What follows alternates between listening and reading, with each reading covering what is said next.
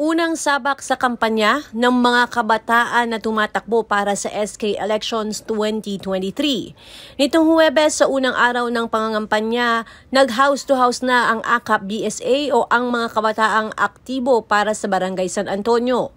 Tiniyak ng SK Chairman Aspirant na si Justin Garde na maaasahan sila ng kanilang mga kabarangay. Hiling ng grupo na sa eleksyon ay piliin ang karapat-dapat bilang sangguniang kabataan sa San Antonio. Maasahan po kami ng aming mga kabarangay sa San Antonio dahil meron po kami mga dedikasyon at prinsipyo po sa aming mga posisyon.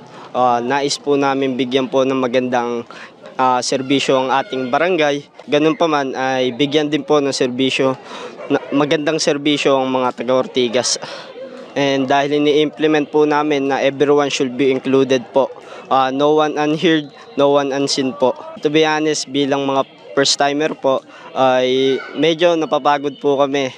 Pero sa ngayon po, masarap po sa feeling po namin na nakakamayan po namin ng bawat tao po at nahahatid po namin ang aming mga mensahe po.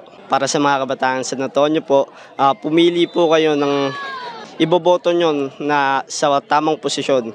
Kami po ang grupong AKAP BSA po ay madali po kaming malalapitan at kami po ang kusang lalapit po para sa inyo po.